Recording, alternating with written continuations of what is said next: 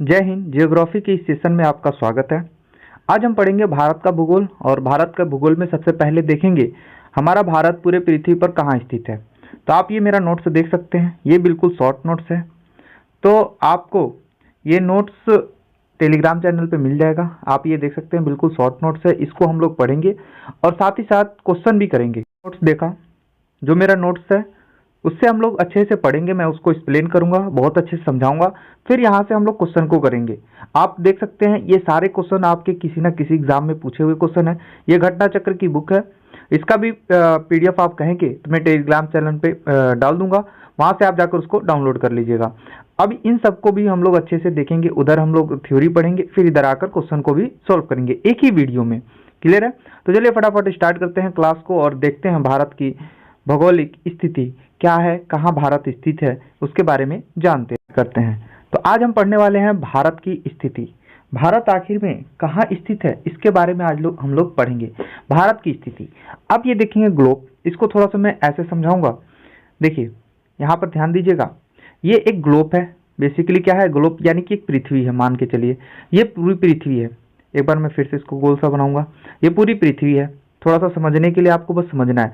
सबसे ऊपर है उत्तर दिशा होता है, नीचे होता है दक्षिण दिशा, इधर होता है पूर्व दिशा और इधर होता है पश्चिम दिशा। और हमारा भारत कहीं यहाँ पर स्थित है। देखिए अब ये पश्चिम से पूर्व को जो मिलाती है रेखा उसको बोलते हैं अक्षांश रेखा, और जो उत्तर से दक्षिण को मिलाती रेखा है उसको बोलते हैं देशांतर रेखा। और ये अक्षांश और देशांतर जब हम विश्व का भूगोल पढ़ेंगे, क्या पढ़ेंगे, विश्व का भूगोल जब हम पढ़ेंगे तो वहाँ पे अक्षांश और देशांतर के बारे में अच्छे से समझेंगे। बेसिकली यहाँ पर हम लोग ये देखेंगे कि हमारा भारत का अक्षांशीय विस्तार कितना है, देशांतरीय विस्तार कितना है, और ये देखकर हम लोग आगे निकल जाएंगे। अक्षांश क्या होता है, देशांतर क्या होता है, वो जब हम विश्व का भूगोल पढ़ेंगे तो वहाँ पे चर्चा करेंगे। क्लियर है ना? तो आपको कंफ्यूज नहीं होना है, तो ध्यान देंगे। ये हमारा कहीं भारत यहाँ पर स्थित है, यहाँ पर आप देख सकते हैं, यहाँ कहीं हमारा भारत स्थित है। तो आप देखेंगे ये जो भारत के बीचों बीच से एक रेखा जाती है जिसे हम कर्क रेखा कहते हैं, भारत के बीचों बीच से एक रेखा जाती है जिसे हम कर्क रेखा कहते हैं। ये 23.5 डिग्री उत्तरी अक्षांश में स्थित होता है। क्वेश्चन पूछेगा कर्क रेखा किसे कहते हैं, तो 23.5 डिग्री उत्तरी अक्षांश को हम कर्क रेखा कहते हैं। और कर्क रेखा भारत के बीचों बीच से होके जाती है लगभग 8 राज्यों से। कितने राज्यों से? 8 राज्यों से होके जाती है। उसके बारे में भी हम लोग यहाँ पर अभी बात करेंगे। अभी जो 0 डिग्री देशांतर है, यहाँ पर आप देखेंगे ये जो 0 डिग्री देशांतर है ये लंदन के ग्रीनविच शहर से स्टार्ट होता है। लंदन के ग्रीनविच शहर से स्टार्ट होता है, जिसको शॉर्ट में GMT कहते हैं। अब ये जो GMT है, इस GMT से अभी जो देशांतर रेखा है, इस देशांतर रेखा से पूरे भारत में टाइम का निर्धारण होता है, पूरे विश्व में टाइम का निर्धारण होता है। तो ये 0 डिग्री से स्टार्ट होता है देशांतर रेखा, और यहाँ से देखोगे तो ये उत्तर दिशा है, ये दक्षिण दिशा है, और ये पूर्व दिशा है, और ये क्या है, पश्चिम दिशा है। तो 0 डिग्री देशांतर जो है, यही रेखा जो है पृथ्वी को 2 बराबर भागों में बांट रही है और पश्चिम और पूर्व में क्या कर रही है, अलग कर रही है। अब यहाँ पर देखेंगे अभी 0 डिग्री देशांतर से जब हम पश्चिम की तरफ जाएंगे तो 0 डिग्री देशांतर पे जो टाइम हो रहा उससे उस टाइम से वो इधर का टाइम क्या होगा, कम होगा।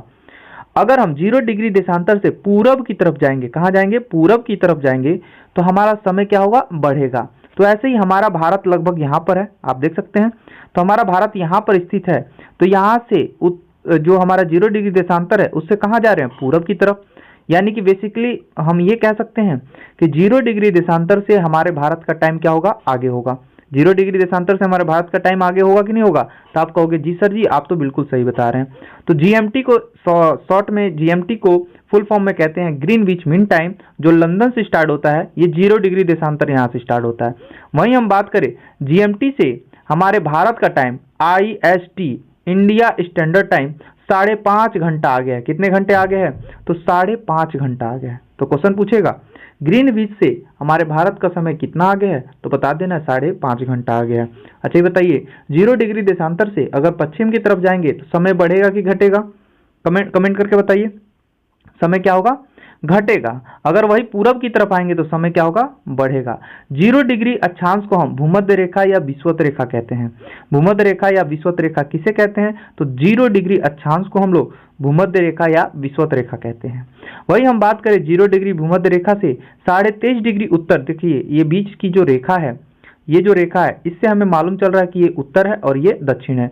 तो 0 डिग्री जो देशांतर है, सॉरी भूमध्य देशांतर रेखा है, अक्षांश रेखा है, देशांतर हम बोल रहे हैं, अक्षांश रेखा है, इससे हम उत्तर की तरफ जाएंगे तो उत्तरी अक्षांश बोलेंगे, नीचे आएंगे दक्षिण की तरफ तो इसको बोलेंगे दक्षिणी अक्षांश, तो उत्तर में जाएंगे तो उत्तरी अक्षांश बोलेंगे। तो 23.5 डिग्री उत्तरी अक्षांश में एक रेखा मिलता है जिसको हम कर्क रेखा कहते हैं, और वही 23.5 डिग्री दक्षिणी अक्षांश में एक रेखा मिलता है जिसे हम मकर रेखा कहते हैं। याद रहेगा।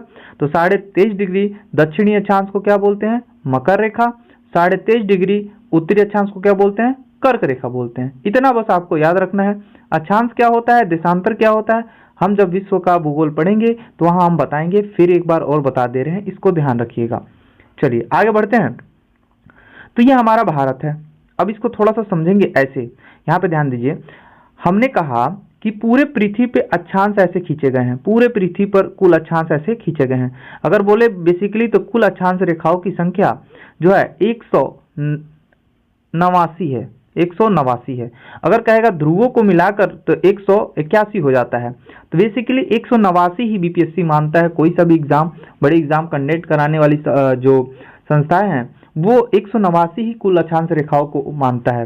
तो ये पूरे पृथ्वी पे ऐसे खींचा हुआ है। आप बताइए, आपसे मैं पूछना चाहता हूं, कोई ना कोई अक्षांश रेखा भारत के यहां से गया होगा, अब कोई ना कोई अक्षांश रेखा भारत के ऊपर से गया होगा, तो इसी के बीच में भारत स्थित होगा ना, इसी अक्षांशों के बीच भारत स्थित होगा। तो इस अक्षांशों के बीच जो भारत स्थित होगा इसी को कहते हैं भारत का अक्षांशीय विस्तार।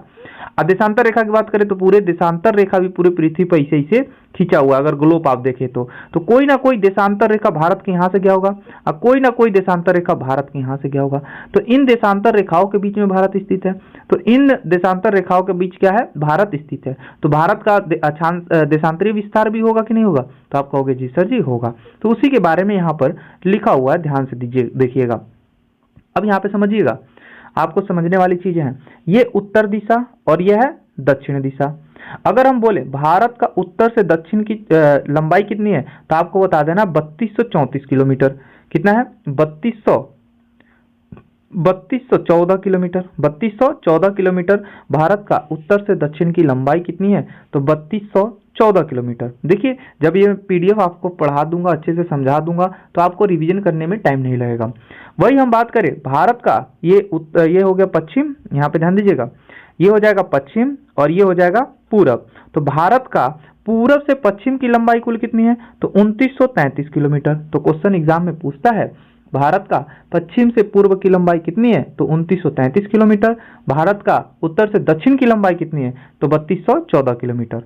वहीं हम बात करें अक्षांशीय विस्तार का, तो आप देखेंगे भारत का जो अक्षांशीय विस्तार है 8 डिग्री 4 मिनट से लेकर, उत्तर में है कि नहीं? उत्तरी अक्षांश, क्योंकि उत्तर में था, क्योंकि यहाँ पर आप देखेंगे मैप में ऊपर, तो ये उत्तर में है भारत।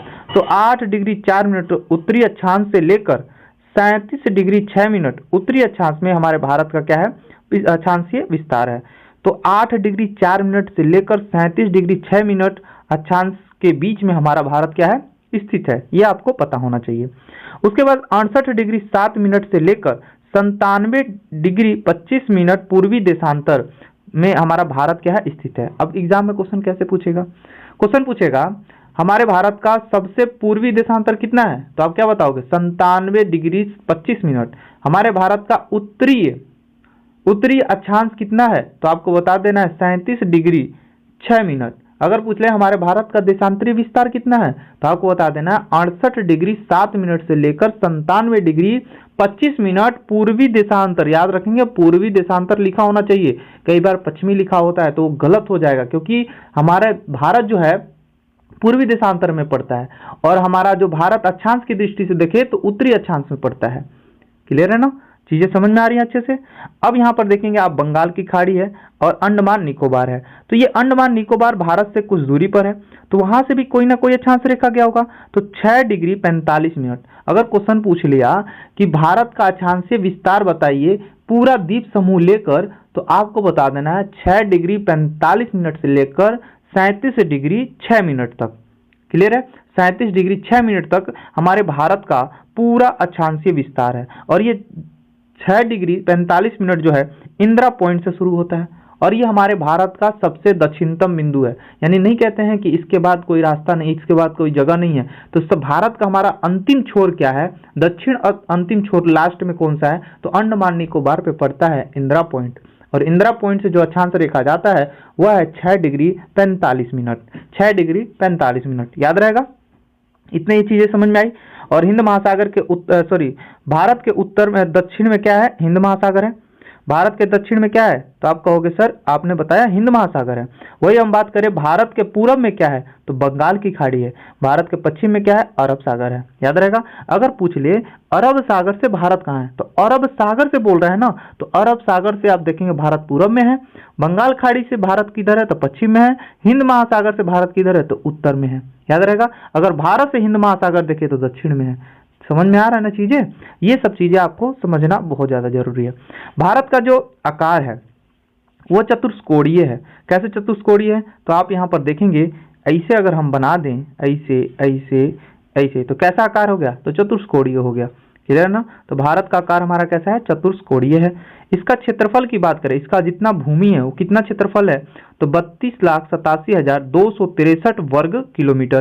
क्योंकि क्षेत्रफल को हम स्क्वायर में वर्ग किलोमीटर में निकालते हैं, तो 32,87,263 वर्ग किलोमीटर हमारे भारत का क्या है, क्षेत्रफल है। याद कर लेंगे, बहुत ही ज्यादा इंपॉर्टेंट है। यहाँ पर जितनी भी चीजें मैं बता रहा हूँ फालतू कुछ भी नहीं बता रहा हूँ, वही चीजें बता रहा हूं जो एग्जाम के लिए आपके इंपॉर्टेंट है। चाहे आप एसएससी का एग्जाम देने वाले हो, चाहे आप यूपीएसआई, चाहे आप बिहार एसआई, चाहे आप बिहार पुलिस, चाहे आप बीपीएससी का ही क्यों ना एग्जाम देने वाले हो, चाहे टीआरई 4, चाहे टीआरई 5, एनीवन, कोई सा भी एग्जाम देने वाले हो, तो भूगोल से यहाँ से क्वेश्चन पूछे ही जाते हैं। तो आपको बहुत अच्छे से याद रखना है, ठीक है। अभी जो भारत का क्षेत्रफल है, ध्यान से सुनिएगा, ये जो भारत का क्षेत्रफल है 32,87,263 वर्ग किलोमीटर, ये जो है पूरे विश्व का, जो पूरा विश्व है, पूरा पृथ्वी है, उसके पूरे क्षेत्रफल का कितना प्रतिशत है, तो 2.42% है। 2.42% है। ये टीआरई का क्वेश्चन है, टीआरई एग्जाम में क्वेश्चन ये पूछा हुआ है। बीपीएससी टीआरई का जो एग्जाम हुआ है उसमें ये क्वेश्चन पूछा है। तो पूरे विश्व का क्षेत्रफल का हमारे भारत का क्षेत्रफल कितना प्रतिशत है, तो 2.42%। क्लियर है ना। कर्क रेखा भारत के 8 राज्यों से होके जाती है। और कर्क रेखा किसे कहते हैं, तो 23.5 डिग्री उत्तरी अक्षांश को हम लोग कर्क रेखा कहते हैं। अब ये जो कर्क रेखा है भारत के 8 राज्यों से होकर जाता है। इन 8 राज्यों के नाम याद कर लेंगे आप लोग, क्योंकि एग्जाम में पूछता है निम्नलिखित में से कौन से राज्य से कर्क रेखा होकर नहीं जाता है। देखिए मैं क्वेश्चन कैसे पूछेगा ये भी बता रहा हूँ। देखिए सबसे पहला है गुजरात, राजस्थान, मध्य प्रदेश, छत्तीसगढ़, झारखंड, पश्चिम बंगाल, त्रिपुरा, मिजोरम। याद कर लीजिए, गुजरात, राजस्थान, मध्य प्रदेश, छत्तीसगढ़, झारखंड, पश्चिम बंगाल, त्रिपुरा, मिजोरम। आप जहां भी पढ़ रहे हैं, चाहे लाइब्रेरी में, एनीवन, किसी भी जगह आप पढ़ रहे हैं, तो वहां पे भारत का नक्शा आप लगाइए। वहां पर देखिए कि गुजरात, राजस्थान, मध्य प्रदेश, छत्तीसगढ़, झारखंड, पश्चिम बंगाल, त्रिपुरा, मिजोरम एक लाइन में दिखेगा, क्योंकि इसके बीचों बीच से होकर कर्क रेखा जाती है। समझ में आ गया। अब बात करें हम, मिजोरम जो है कर्क रेखा से उत्तर में है। मिजोरम जो है कर्क रेखा से किस साइड है, उत्तर में स्थित है। यहां तक चीजें आपको समझ में आ गई। अब यहां पर ध्यान देंगे, अब जो इंपॉर्टेंट फैक्ट, इंपॉर्टेंट पॉइंट जो है, संपूर्ण भारत का अक्षांश विस्तार अगर बोल दे तो आपको याद रखना है 6 डिग्री 45 मिनट से लेकर 37 डिग्री 6 मिनट उत्तरी अक्षांश में हमारा भारत क्या है, स्थित है। अगर वैसे पूछ ले भारत का अक्षांश विस्तार बता दीजिए, तो 8 डिग्री 4 मिनट से लेकर 37 डिग्री 6 मिनट तक। अगर पूछ लिया संपूर्ण भारत का अक्षांश विस्तार बताइए, तो 6 डिग्री 45 मिनट से लेकर 37 डिग्री 6 मिनट तक। क्लियर है ना आप तक। चलिए, और कौन सा, उत्तरी अक्षांश, याद रखेंगे उत्तरी अक्षांश होना चाहिए वहां पे लिखा हुआ। आगे है, भारत के अक्षांशीय और देशांतरीय रेखा के बीच कितने का अंतर है, तो 30 डिग्री का अंतर है। और यह भी टीआरई 3 का क्वेश्चन है कि भारत का अक्षांशीय और देशांतरीय रेखा के बीच कितने डिग्री का अंतर है, तो 30 डिग्री का अंतर है। आपको बता देना है कितने डिग्री का, 30 डिग्री का अंतर है। आगे, कर्क रेखा के निकट नगर कौन कौन से हैं। अभी जो कर्क रेखा हमने देखा राज्य है, गुजरात, राजस्थान, मध्य प्रदेश, छत्तीसगढ़, झारखंड, पश्चिम बंगाल, त्रिपुरा और मिजोरम। ये 8 राज्य हमने पढ़े। बट इसके नजदीक जो कर्क रेखा हमारे बीच जा रही है इन राज्यों से, उसके नजदीक नजदीक कौन सा शहर है ये बताना है। तो रांची हो गया, जो कि भाई झारखंड में है। जो कर्क रेखा पर ही स्थित है। क्वेश्चन पूछ सकता है कर्क रेखा पे कौन सा शहर स्थित है, तो रांची स्थित है। वही बात करें भोपाल, जो कि मध्य प्रदेश की राजधानी है। गुजरात गांधीनगर गुजरात की क्या है, गांधीनगर गुजरात की क्या है, राजधानी है। वही बात करें आइजोल हो गया, बांसवाड़ा हो गया, बांसवाड़ा जो कि राजस्थान में है। क्वेश्चन पूछ सकता है कि निम्नलिखित में से कौन से शहर से कर्क रेखा होकर नहीं गुजरती है, तो ये सारे नाम दे देगा, आप कंफ्यूज हो जाओगे। तो बांसवाड़ा जो कि राजस्थान में स्थित है। कोलकाता जो कि पश्चिम बंगाल की राजधानी है। वही बात करें अगरतला, क्या कहते हैं, अरुणाचल प्रदेश कह रहे हैं। देखिए यहाँ पे देखिए मणिपुर की राजधानी अगरतला, ठीक है। त्रिपुरा की राजधानी है अगरतला, और ये उत्तर में स्थित है, ठीक है। यहाँ चीजें आपको बहुत अच्छे से समझ में आ रही होगी। भारत में कुल 28 राज्य और 8 केंद्र शासित प्रदेश है। ये चीजें भी मैंने आपको बता दिया। भारत में कुल कितने राज्य हैं, 28 राज्य और 8 केंद्र शासित प्रदेश हैं। अब यहाँ पर देखेंगे क्षेत्रफल की दृष्टि से भारत के कौन कौन से बड़े राज्य हैं, तो सबसे बड़ा राजस्थान है, दूसरे नंबर पर मध्य प्रदेश, तीसरे नंबर पर महाराष्ट्र और चौथे नंबर पर यूपी है। तो आपसे एग्जाम में क्वेश्चन पूछ सकता है कि निम्नलिखित राज्यों को क्षेत्रफल की दृष्टि से क्रम में सजा दीजिए, अवरोही क्रम में चाहे आरोही क्रम में, ऐसे क्वेश्चन पूछता है। तो आपको याद रहेगा तो आप कुछ भी कर सकते हैं। तो राजस्थान सबसे बड़ा राज्य, उससे छोटा मध्य प्रदेश, उससे छोटा महाराष्ट्र और उससे छोटा उत्तर प्रदेश। तो उत्तर प्रदेश क्षेत्रफल की दृष्टि से अगर बोले भारत का चौथे नंबर का राज्य है, चौथे नंबर का राजस्थान, पहले नंबर का, दूसरा क्या हो जाएगा मध्य प्रदेश, तीसरा महाराष्ट्र और चौथा उत्तर प्रदेश। आपको याद बहुत अच्छे से ये करके रखना है, क्योंकि इन चारों को दे देता है और कहता है लाइन से सजा दीजिए भैया, और वही क्रम में लाइन से सजा दीजिए। और टीआरई में एग्जाम में क्वेश्चन पूछा भी है ये। चलिए आगे ध्यान दीजिए। छोटे के क्रम में देखा जाए तो सबसे छोटा राज्य है गोवा, उससे बड़ा राज्य है सिक्किम, उससे बड़ा राज्य है त्रिपुरा, उससे बड़ा राज्य है मिजोरम। तो सबसे छोटा राज्य कौन सा है, गोवा। अगर गोवा ना ऑप्शन रहे तो क्या मारेंगे, सिक्किम। अगर सिक्किम भी ऑप्शन ना रहे तो त्रिपुरा, त्रिपुरा के बाद मिजोरम। इन चार को याद रखे रहिएगा, बहुत ही ज्यादा इंपॉर्टेंट है। अब देखिए भारत जो है ग्रीक शब्द से बना है। प्राचीन काल में भारत को जम्मू द्वीप के नाम से जानते थे। प्राचीन काल में भारत को किस नाम से जानते थे, तो जम्मू द्वीप के नाम से जानते थे। किस नाम से, जम्मू द्वीप के नाम से जानते थे। अब यहाँ पर एक चीज छोटा सा क्वेश्चन है, उसको समझने के लिए हमें भारत के मैप पे आना पड़ेगा। देखिए ये हमारा भारत है, ध्यान समझिएगा, ये हमारा भारत है। भारत का जो उत्तरी छोर है ये उत्तर में है ना, उत्तरी छोर में कोई ना कोई ऐसा जगह होगा जो एकदम लास्ट पॉइंट होगा, जहां भारत की सीमा क्या हो जाती होगी, समाप्त हो जाती होगी। तो आप कहोगे जी सर ये तो बात बिल्कुल सही है।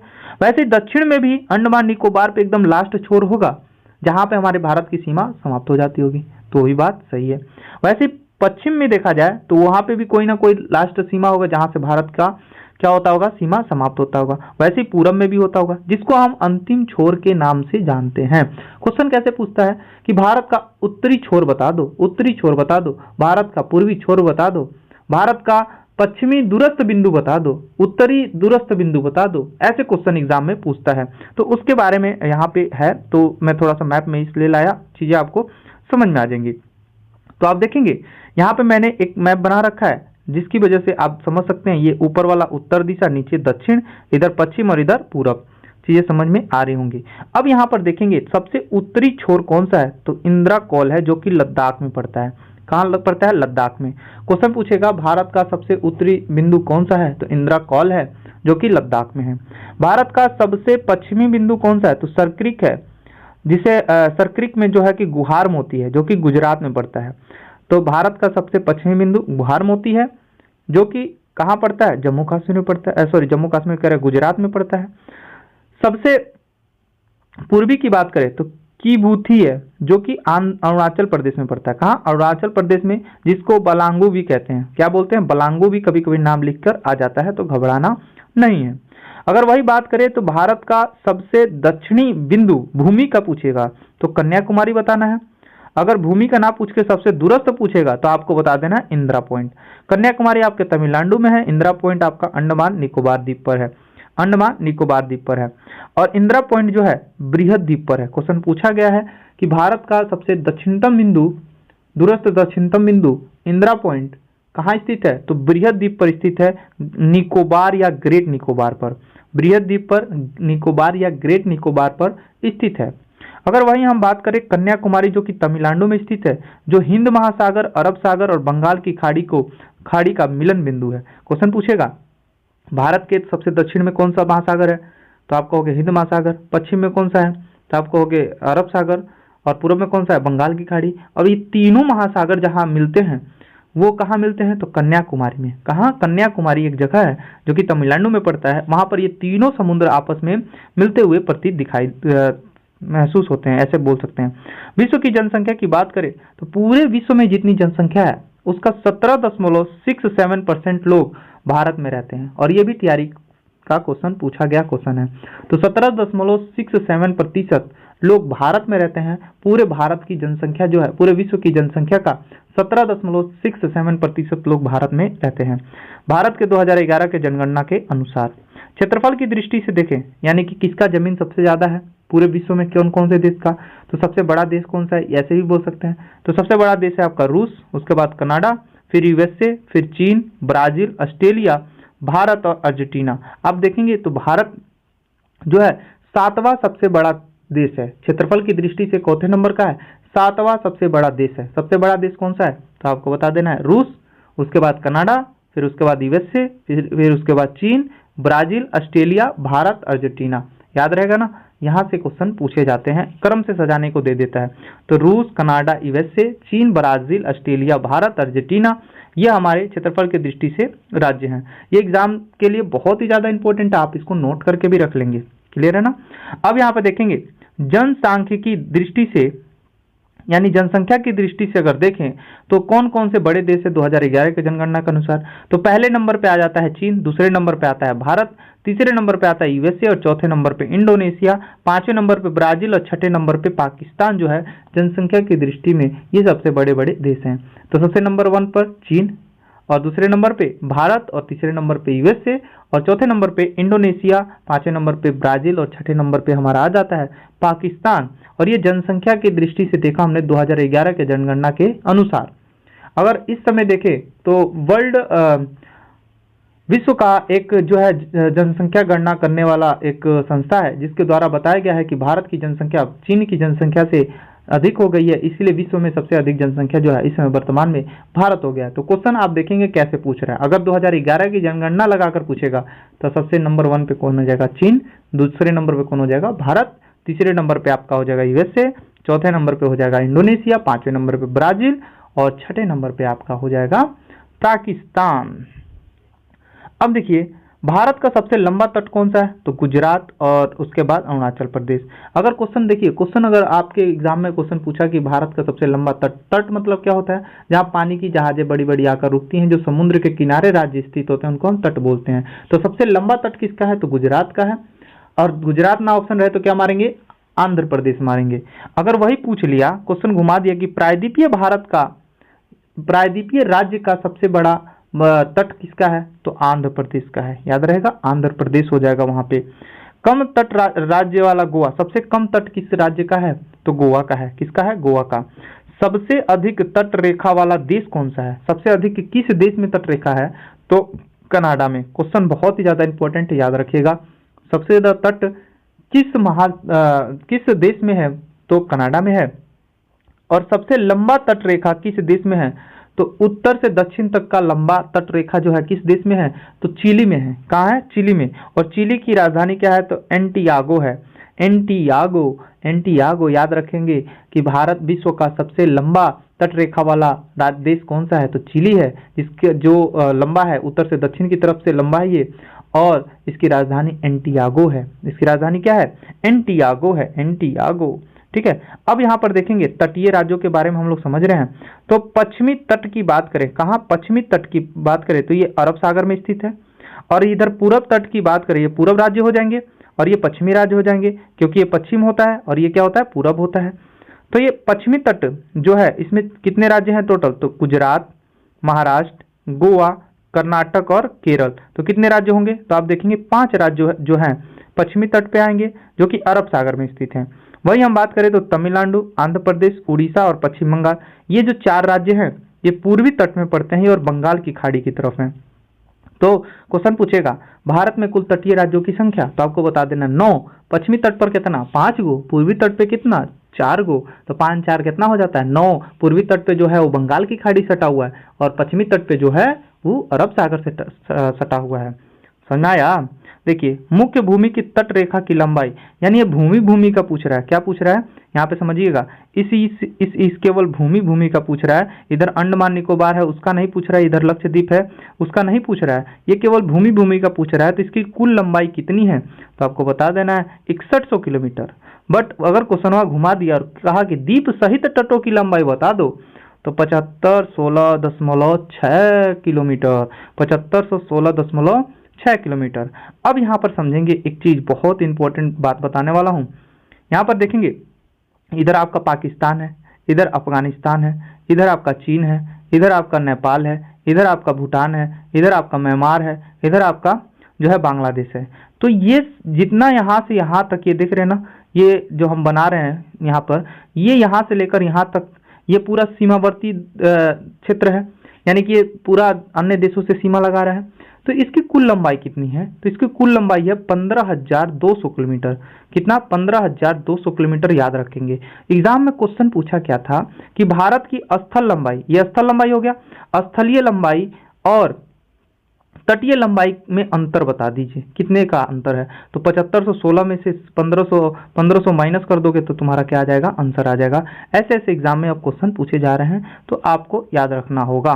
अब स्थल सीमावर्तीय देश कौन कौन से जो है भारत से सटे हुए देश हैं, तो उनके बारे में हम नेक्स्ट वीडियो में पढ़ेंगे, क्योंकि वीडियो थोड़ा लंबा हो जाएगा। तो कल हम पढ़ेंगे स्थलीय सीमावर्ती देशों के नाम और कौन कौन से देश के साथ कौन कौन सी सीमा लगी हुई हैं उसके बारे में। फिर आप आगे बढ़ेंगे तो देखेंगे इस पर, ये पढ़ने के बाद हम लोग देखेंगे कि भारत का प्राकृतिक विभाजन कैसे होता है, पर्वत कितने हैं, पहाड़ कितने हैं, ये सब के बारे में, तटीय मैदान क्या होता है। उसके बाद पढ़ेंगे द्वीप समूह के बारे में, कितने द्वीप कहाँ पर हैं। उसके बाद पढ़ेंगे प्रायद्वीपीय पठार। उसके बाद हम लोग पढ़ेंगे यहाँ के जितने पर्वत हैं, हिमाचल पर्वत हो गया, मालवा पठार हो गया, ये थार मरुस्थल हो गया, गारो, खासी, जयंतिया, ये सब पहाड़ियों के बारे में जानेंगे अच्छे से। और ये आप पीडीएफ आपको देखने में समझ में नहीं आ रहा होगा, जिस दिन मैं इसको जब मैं पढ़ाऊंगा, जब मैं समझा दूंगा, तो वहाँ पे आपकी चीज़ें एकदम क्लियर हो जाएंगी। और यहाँ नदियों द्वारा हिमालय का जो है बंटवारा, हिमालय का पहाड़ों के नाम, अलग अलग पहाड़ जो हैं उन सब के नाम इसमें दिए हुए हैं। उसके बाद दर्रों के बारे में पढ़ेंगे, भारत के झील और विश्व के झील एक साथ पढ़ेंगे हम लोग, भारत और विश्व की कृषि एक साथ पढ़ेंगे। और ऐसे करते करते आपका जैसे कि भूगोल जल्द ही समाप्त हो जाएगा। चलिए अब हम चलते हैं क्वेश्चनों की तरफ।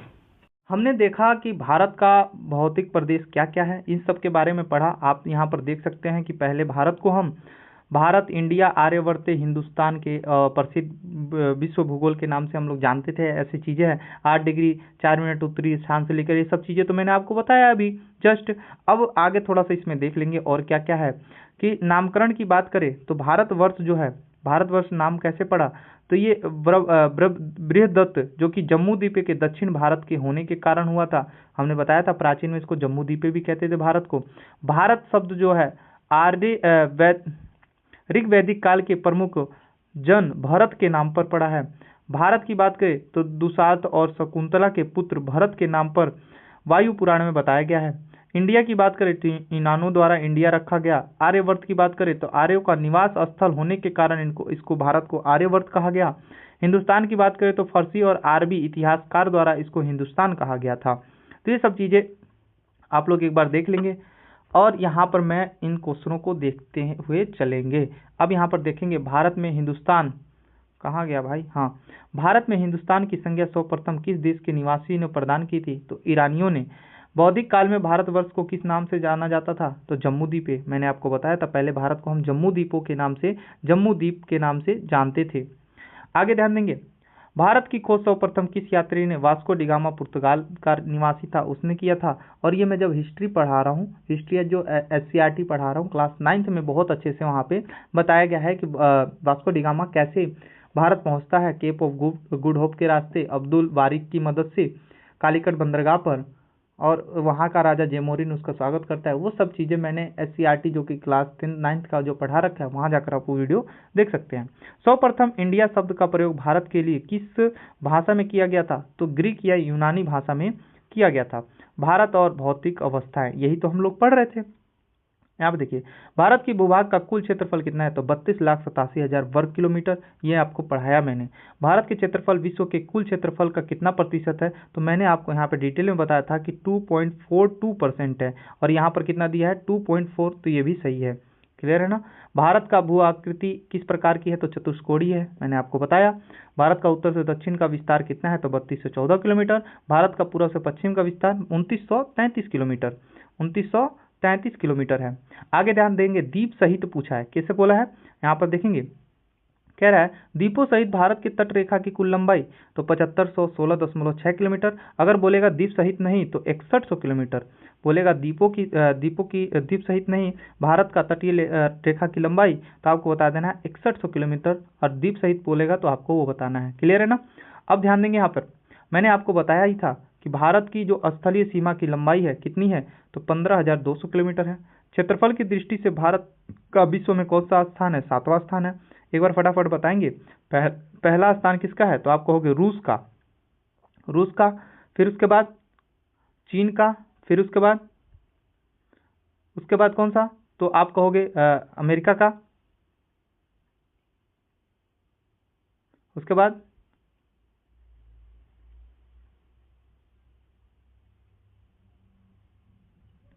ठीक है, रूस हो गया, चीन हो गया, कनाडा हो गया, अमेरिका हो गया, ब्राजील हो गया, ऑस्ट्रेलिया हो गया और भारत हो गया। ये हमारे 7 जो है सबसे बड़े देश हैं। तो ये चीजें आपको याद रखनी होगी।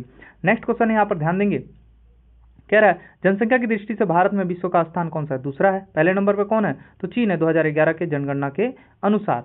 अब देखेंगे, हमने बताया था कि भारत की जनसंख्या का कुल कितना प्रतिशत जो है, पूरे विश्व की जनसंख्या का भारत में कुल कितना प्रतिशत जनसंख्या है? तो 17.5%, और 17.42 कुछ परसेंट करके मैंने बताया था, बट यहाँ पर आपको एग्जैक्ट बताया 17.5%। आपको ऐसे भी याद रखना होगा।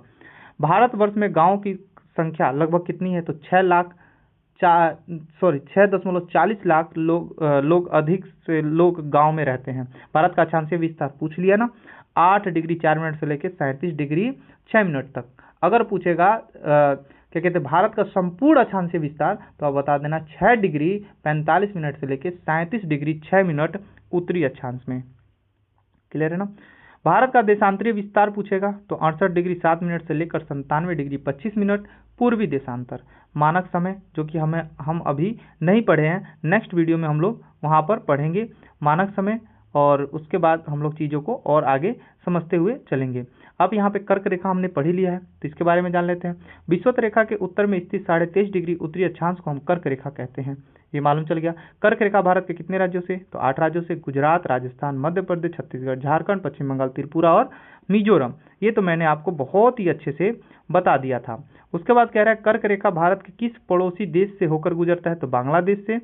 मानक समय रेखा कर्क रेखा किस राज्य के एक दूसरे के साथ काटता है? जब हम देशांतर रेखा पढ़ लेंगे तब हम आपको बताएंगे कि छत्तीसगढ़ में देशांतर रेखा और अक्षांश रेखा आपस में क्या होती हैं? कटती हैं। कर्क रेखा राजस्थान के किन 2 जिलों से होकर गुजरता है? तो डूमरपुर और बांसवाड़ा मैंने आपको बताया होगा, बांसवाड़ा मैंने आपको बताया है, और डूमरपुर आपको याद रखना होगा। ठीक है, तो ये चीजें हैं। कोलकाता जो है ये पूरा डिग्री आपको याद करने की जरूरत नहीं है। उसके बाद हमने भारत का दूरस्थ बिंदु भी पढ़ा था, तो उसके बारे में भी जान लेते हैं। भारत के दूरस्थ बिंदु के बारे में भी क्या करते हैं? जान लेते हैं। तो देखिए, भारत का दक्षिणतम दूरस्थ बिंदु इंदिरा पॉइंट जो कि निकोबार पे है, ग्रेट निकोबार पे। वही कहेगा भारत के मुख्य भूमि का दक्षिणतम बिंदु तो केप कोमोरिन जो कि कन्याकुमारी तमिलनाडु में है। इंदिरा पॉइंट का पूर्व नाम क्या था? तो पिंगमेलियन पॉइंट इसका पुराना नाम था। भारत के दूरस्थ दक्षिण और इंदिरा पॉइंट कहाँ स्थित है? तो बड़ा निकोबार यानी कि ग्रेट निकोबार में। भारत का वह कौन सा स्थान है जहां बंगाल की खाड़ी और अरब सागर और हिंद महासागर मिलते हैं? तो कन्याकुमारी। भारत का दूरस्थम उत्तर बिंदु तो इंदिरा कौल जो कि लद्दाख में है। भारत का सबसे पूर्वी बिंदु कौन सा है? तो कीबूती है जो कि अरुणाचल प्रदेश में है। भारत का सबसे पश्चिमतम बिंदु गुहार मोती जो कि गुजरात में है। गुहार मोती का है, गुजरात में है। ऊपर हमने कुछ क्वेश्चन छोड़े, उसको भी हम एक बार देख लेते हैं। जब वीडियो में हम देख लेंगे, पढ़ेंगे, तो वहाँ पे और भी अच्छे से समझा देंगे। देखिए भारत का कितना डिग्री पूर्वी देशांतर भारत का मानक समय है, तो आपको बताना है 82.5 डिग्री जो है पूर्वी देशांतर हमारे भारत का मानक समय है। ये 82.5 डिग्री भारत के किस शहर से होकर गुजरता है, तो प्रयागराज नैनी से होकर गुजरता है। आप देखेंगे ये 82.5 डिग्री आपका जो है भारत का मानक समय है, जो भारत के उत्तर प्रदेश, मध्य प्रदेश, छत्तीसगढ़, उड़ीसा और आंध्र प्रदेश से होकर गुजर रहा है। दिख रहा है ना रेखा आपको? तो ये याद भी कर लेंगे कि 5 राज्यों से होकर गुजरता है हमारा मानक समय रेखा। कहाँ कहाँ से? तो उत्तर प्रदेश, मध्य प्रदेश, छत्तीसगढ़, उड़ीसा और आंध्र प्रदेश। इसको आप अच्छे से देख लेंगे, चीज़ें आपको समझ में आ जाएंगी। चलिए आगे फिर और भी क्वेश्चन है जिसको देख लेते हैं। 2-3 क्वेश्चन और था, तो मैंने यहाँ पे बता ही दिया था पहले ही कि भारत का मानक समय ग्रीनविच माध्यम 0 डिग्री देशांतर से कितना आ गया? 5.5 घंटा आगे है। भारत का मानक समय रेखा भारत के कितने राज्यों से? तो 5 राज्यों से, उत्तर प्रदेश, मध्य प्रदेश, छत्तीसगढ़, उड़ीसा और आंध्र प्रदेश। तो आज के लिए बस इतना ही। नेक्स्ट वीडियो में मिलेंगे और नेक्स्ट वीडियो में उससे आगे कंटिन्यू करेंगे। पड़ोसी देशों के बारे में, भारत के सीमावर्ती देशों के बारे में पढ़ेंगे और यहाँ पर अच्छे से समझेंगे और पहले नोट्स पढ़ेंगे, फिर क्वेश्चनों को करेंगे। तो जय हिंद। आज के लिए बस इतना है। थैंक